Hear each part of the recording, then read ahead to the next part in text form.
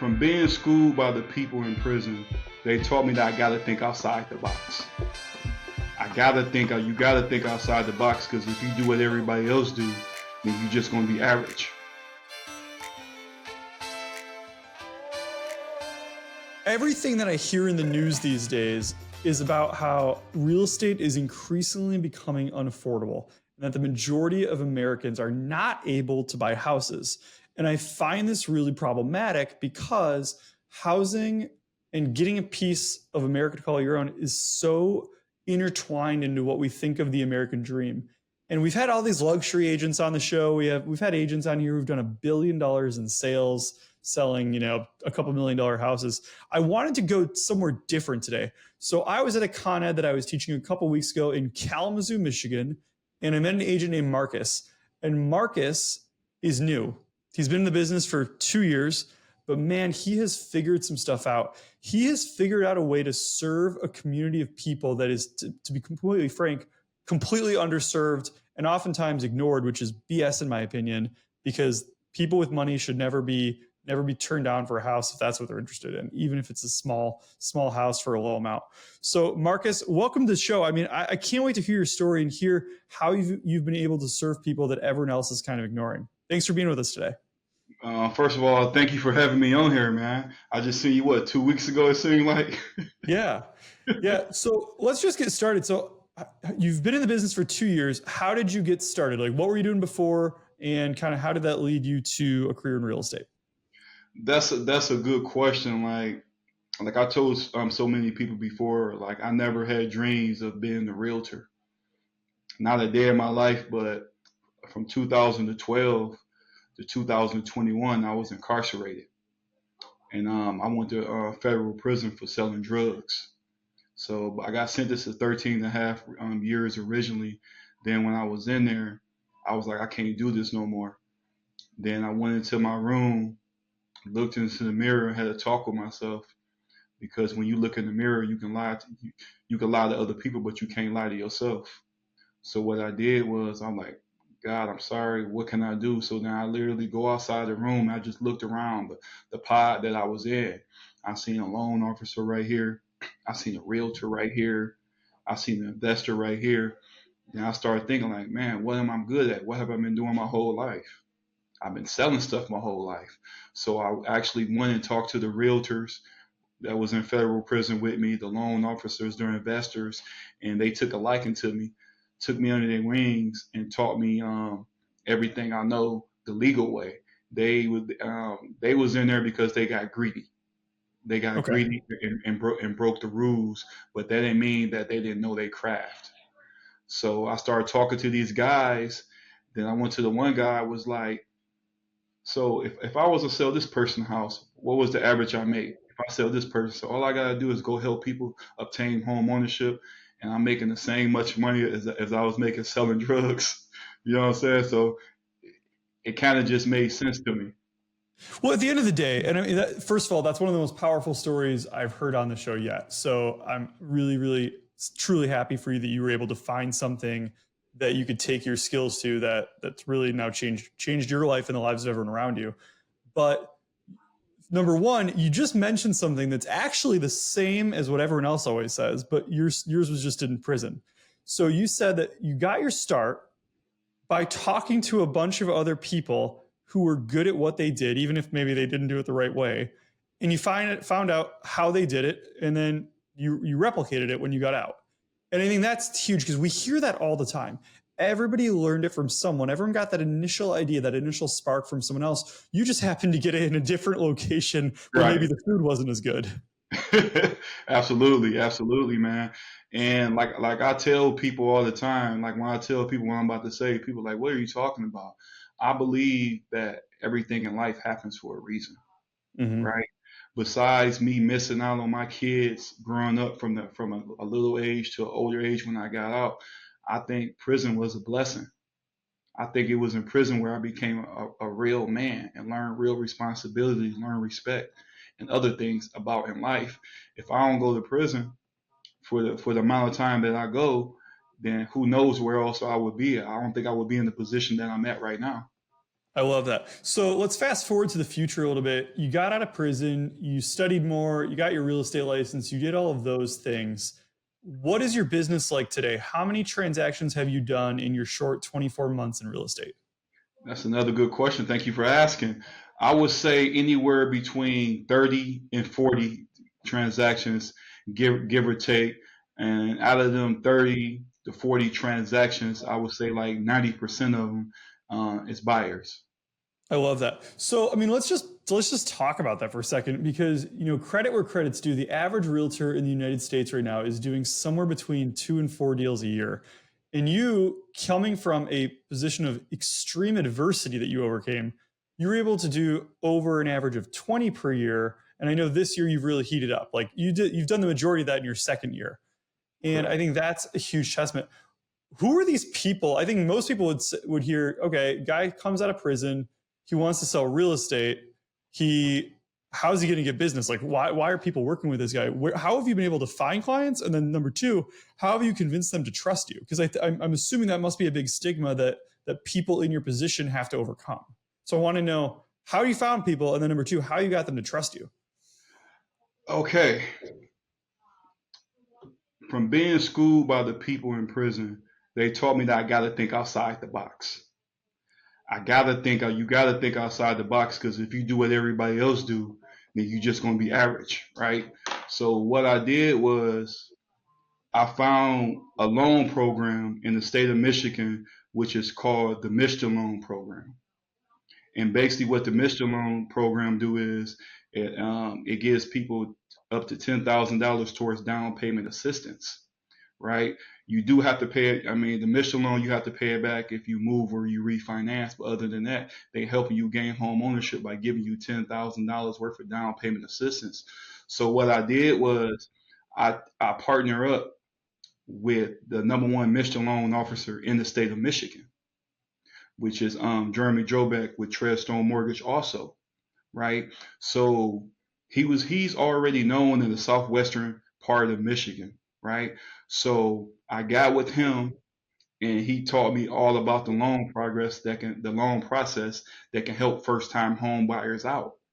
So now once I start finding these home buyers, I would call Jeremy Drobek and get them pre-approved. Now these people who get pre-approved, when I talk to them, they don't think that they can get pre-approved for a loan, right? 75% of the people who I initially talked to, they was like, I tried, but I don't think I'm gonna get pre-approved. I'm like, why don't you think you can get pre-approved? Because I only got a 700 credit score. I only make $60,000 a year. I only got $20,000 to put down for a down payment. So the myth right there, what they believe in right there, is the reason why a lot of people don't go through with the mortgage process. So I would tell them what happened if I showed you how you can put probably only 1% of the loan amount down. Would you be interested in? And they said sure. So after every one of my closings with a buyer, I would ask them to do a testimony, right? And some of the people who I didn't use, Matt, so far is known in the city that they buying this home in. Then they see this person who they know personally, went to school with, played sports with, and everything.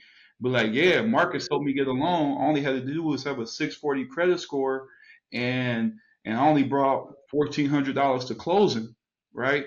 And then they share. Then after that, after they tell their testimony is, I tag them in it, then it show them on my page and they page. Then I know my numbers for every testimonial video I get 10 good leads, and out of them 10 good leads, I'm gonna close one.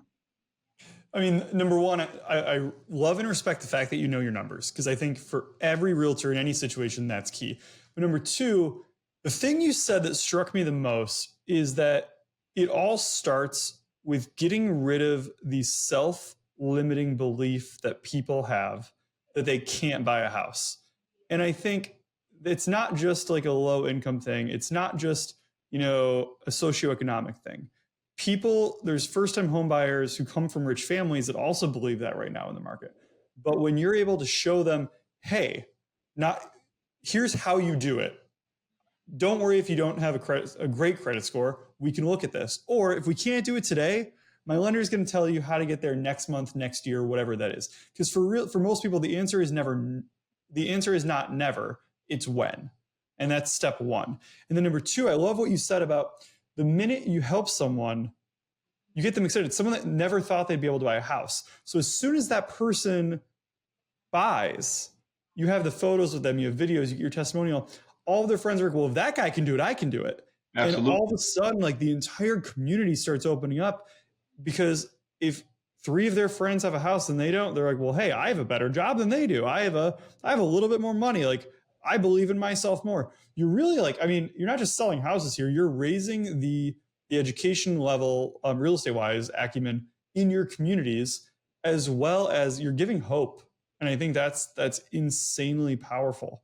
Thank you. You're also kind of setting yourself up with those numbers of like, for every 1 closing you get, most of them do a testimonial, and then you get 10 leads and 1 more closing.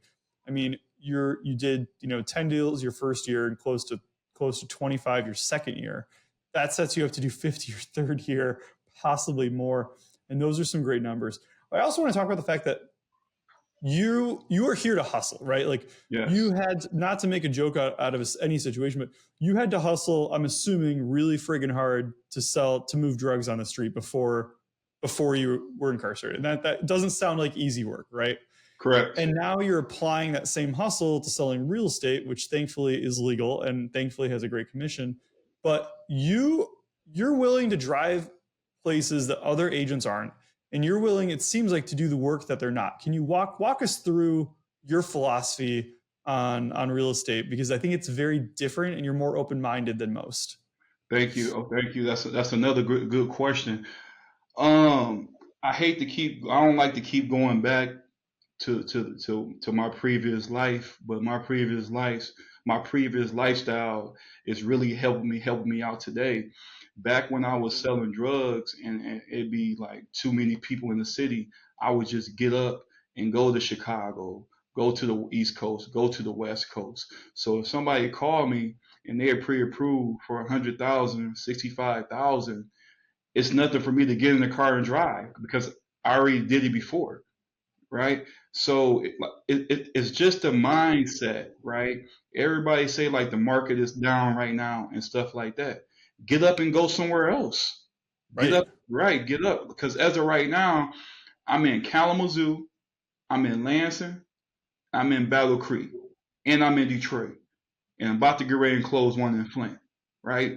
If I was to just stay in Battle Creek, Michigan, where I live at, or in Kalamazoo, my numbers wouldn't be where they at right now. Well, it's really interesting because we just talked a second ago about the fact that you're really big with helping clients to limit their self-limiting beliefs and to get them to realize they can afford a house, but you're doing the same thing in your own business. You know that there's not enough business for you in any one city, right? Like, we're not New York City. We don't have 10 million sales a year. So you've gone to where the business is, and that could be really anywhere. But you're also developing a huge amount of knowledge and experience around a very specific transaction type. And to be frank, that's the $50,000 to $200,000 price range that most people don't believe there are homes for sale in, but there are. And you are fast becoming an expert on that, which I think is really a great place to get referrals from other agents. Because at the end of the day, commission's a commission. And if Absolutely. You can close 5 homes for $150,000, that's $750,000. My math's terrible. That's why I don't do Jeremy's job. I mean, 3% of 750 is the same thing, whether it's 1 house or 5 houses. The big thing for you is that since you're doing more total transactions, you have more total past clients in your database, and you're developing a ridiculously big network that, I mean, you're changing these people's lives, and they're going to use you again and again and again in the future, and their kids are too. Thank you. And just to add on to that, I'm literally going to Detroit tomorrow. This person is pre-approved up to 65 to 75,000, depends on what the taxes are, of course, right?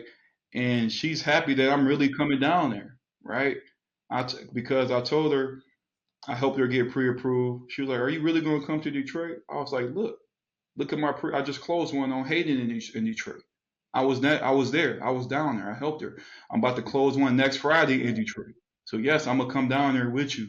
And a lot of agents in my market told me that I should outsource Detroit, outsource Flint, right? And what I told them was, I respect your opinion, but how can I go help people in these areas and become an expert in this area if I'm not really out there putting the work in? I Yeah. don't know how it feels to live in Detroit. Like the first time I went to Detroit is I found out that my Century Lock didn't work, Mm-hmm. right? Because we're in a different board. I also find when I was working in the Detroit market that a lot of for sale signs is not in front of the homes, right? So now every time I go to Detroit, now I know how to handle the Detroit market. I got to call that realtor the day in advance in case it's Century Lock to get a 1 day passcode, Mm-hmm. right?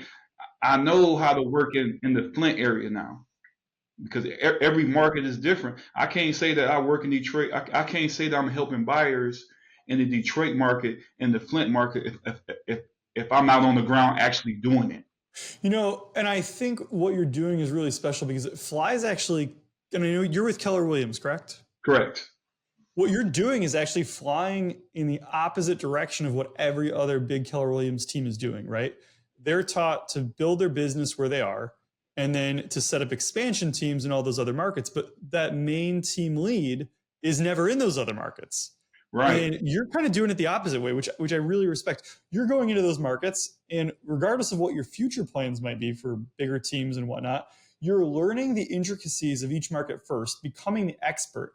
And then if the opportunity ever comes where you say like, hey, I want to expand and get a physical person, boots on the ground in Detroit, you'll be able to train them to do things the way you do them and tell them what to watch out for, That's right. versus telling them to figure it out and then taking a cut of their money. And that model doesn't even really work in that lower price model because you can't divide a smaller commission 5 ways and feed everybody.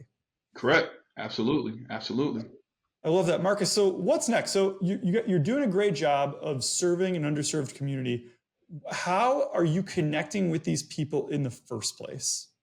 Like, you're obviously willing to work with anybody, but what type of database do you have? What type of marketing are you doing? Like, I need to know everything.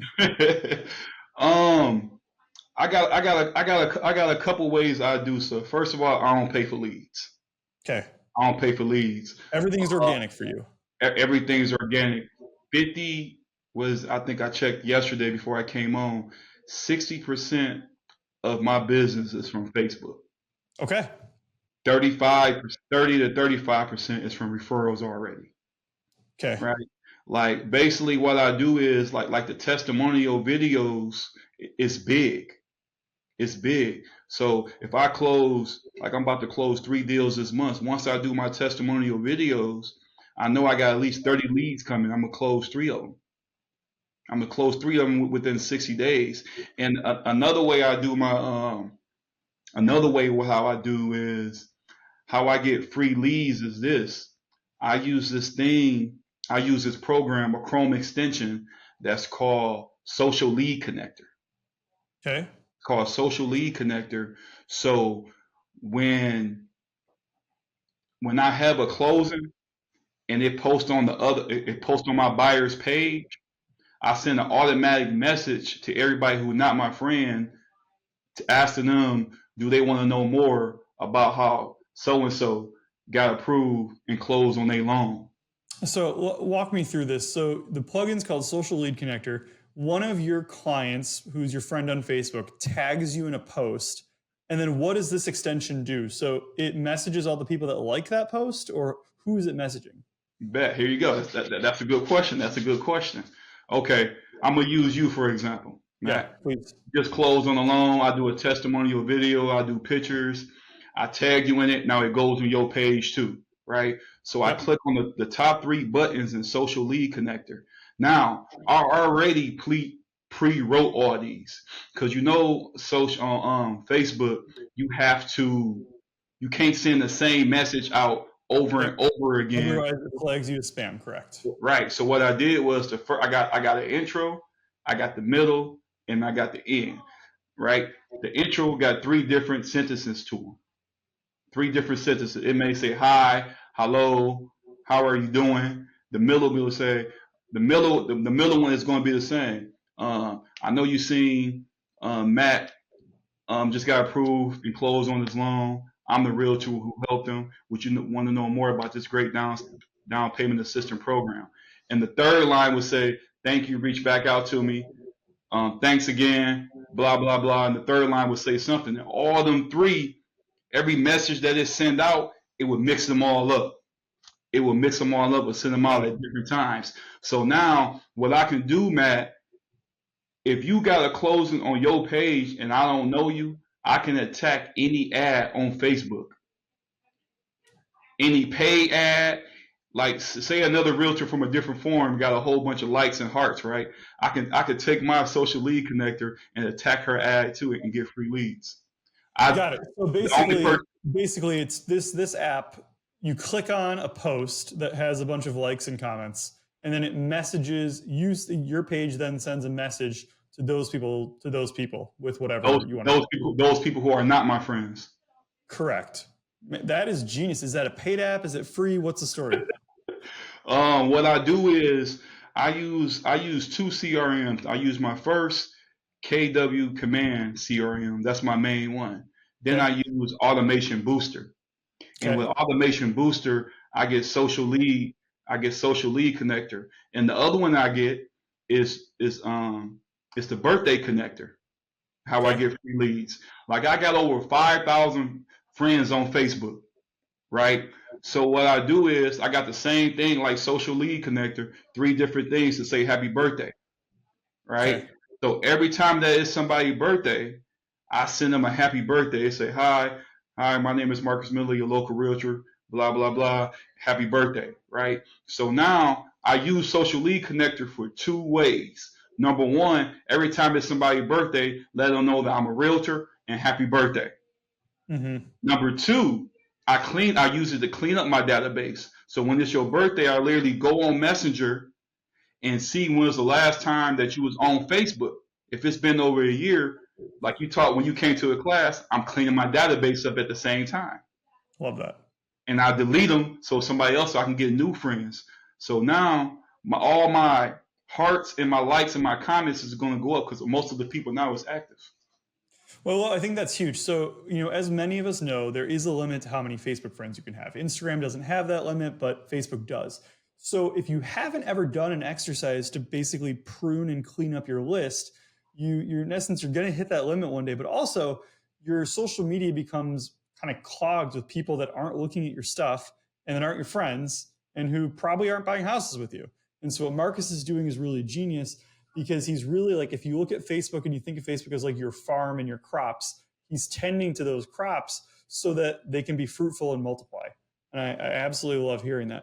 So Marcus, what's your conversion on that? So let's say, there's a Facebook post and, that message gets sent out automatically to 100 people. How many replies do you get? Because obviously it is a little bit spammy, but it's obviously working. So I want to know what the conversion rate is so that people listening can kind of know what to expect. Right. The first thing is, it's really, to me personally, right, when I do the Social Lead Connector to get leads, that people that's not my friend, the initial is to get them to be my friend, for them to go to my page and actually see my work. Okay. To actually see my work, right? Out of the 100 people, because sometimes most of the people may be my friends, so it may be only like 10 people that's my friend, that's not my friend at the time, that would like to be my friend, right? Mm-hmm. So what I would say is, out of 4 posts, I may get like 40 to 50 new people, right? Okay. Out of them 40 to 50 new people, I know at least 3 is going to call me. Okay. At least 3 is going to call me.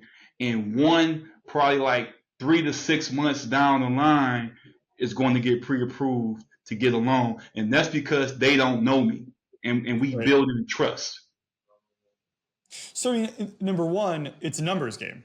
You do, if you every single day go into the office and you use this tool to engage on 5 other posts to reach out to those likes and comments, that your initial thing is casting a net of like 400 people. you know 2 or 3% of that is going to filter into liking your page, and you know that 1% of that is going to end up getting pre-approved. I mean, if you have numbers like that, you are able to multiply your effort and basically build your own paycheck of how many homes you want to close in the next month. And then if you know that you're getting 10 referrals for every one closing, that multiplies that infinitely. And I love that. And I think that's a really great lesson for every realtor listening. You might not be a social media person. You might not be someone who has a similar story to Marcus, or not be someone who wants that kind of business. But if you have any strategy and you can figure out the numbers behind it, it's top of the funnel, bottom of the funnel. Bottom of the funnel being closings. Just add more to the top of the funnel and you'll get more at the bottom. I mean, this is such a basic marketing strategy that you've figured out, Marcus, and really applied to help your community. And I absolutely love hearing that. I also want to mention, you talked a lot about Detroit. And I want to make sure people, because we have people listening from all over the country, US and Canada, I want to make sure people realize like Detroit is friggin' awesome these days. Like I grew up in that area back in the 90s. And aside from sports games, it didn't always feel like there was a lot going on. But over the last 15 years, that city has absolutely exploded. It's vibrant, it's diverse, the food is incredible. There's always something going on, and there's some seriously beautiful stuff happening there. So don't be scared of Detroit. Yes, there's bad neighborhoods like any big city, and that also means that there's some deals when it comes to real estate. But I mean, the middle of downtown, not only is it not cheap, but it's hopping right now. So everyone listening, make sure to check it out the next time you need a quick weekend getaway. My wife, I take my kids there. It's a great spot. Marcus, I love everything you've said today. I want to know what's next. Like, what do you have coming up in your plans? Like, you've been in the business for a short 2 years. You're making big moves. You're seriously helping the community. What's next? The one thing next is, I would say, that I got on my list right now is I'm just focused on these 2 buyer events that I got coming up on October 4th in Lansing, Michigan, and Battle Creek on October 5th.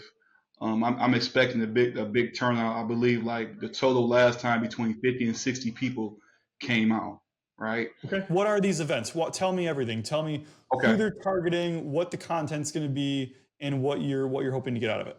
Okay. What happened was like I paid close attention to my competition. I paid close attention. Like literally hours of 12 o'clock at night to 2 o'clock in the morning, I'm watching what all realtors is doing around my market and on YouTube, right? So I'm real aware of my competition, and I see what they're doing and what they're not doing. So a woman at my office held a buyer's event about a couple months ago, and she called it the Mr. Class event. So I took that and call it the Mr. Homebuyers Class. Then I believe in like April or May, me and Jeremy had like 50, 60 people come out to this event. Basically, what I'm doing is I got myself coming out and telling people about the home buying process, the good, the bad, and the ugly. And the reason I tell them about the good, bad, and the ugly, because as you know, there is no such thing as a perfect transaction. So when I go into these consultations with these buyers, when I go to the home buyers event, before I do the consultation, I already told them about the good, the bad, and the ugly that's going to go on. So when it happens, they're going to stick with it because they can expect that it is going to happen, right? So then I go through about the home buying process. Then I call Jeremy Drobeck up, and he telling them about the loan process. Then I got a guy named coming, Angelo Garay, who is a credit specialist. And the reason I asked Angelo Garay to come is because of my database. I know my database. I use a tag that says credit help. I got over 100 people that need help with that credit. So most realtors would be like, I need a buyer agent. I need this. I need that. I know what I need for my business. I need somebody that can help with credit, to help my people with credit, so one day they can get approved for a home. So I got him coming out there too to also do a presentation.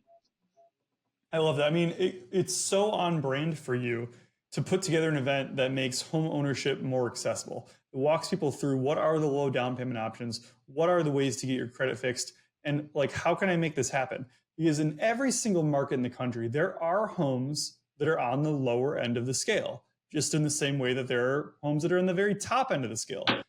everyone is focusing on that top end, and you found this not a loophole, but a niche that frankly other people didn't want.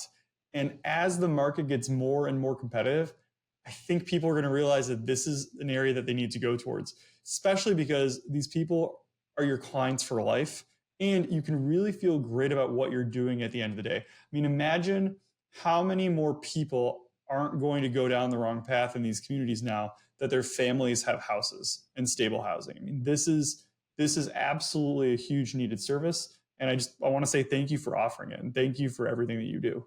You're welcome. And Matt, if I could say one more thing, if you don't mind, right? Another process that I want to help people out is like, let's just say that me and Jeremy got a buyer that we got pre-approved.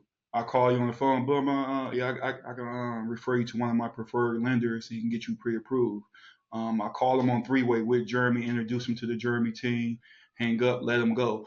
Now, after they get pre-approved, right, the process is this, which helps me out, and I learned so much from this, man.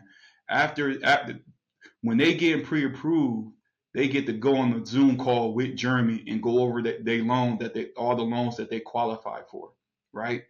So when they call me, I ask them, okay, did Jeremy explain everything to you? Are you sure that you understand everything?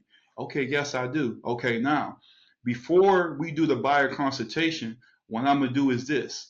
I'm going to send you this home buying process video that me and Jeremy did. It's a 45-minute in-depth video about the home buying process, the good, the bad, and the ugly. Before I even do my buyer consultation, I'm sending you the home buying process video. It's a 45-minute in-depth video about the home buying process that you got to watch first.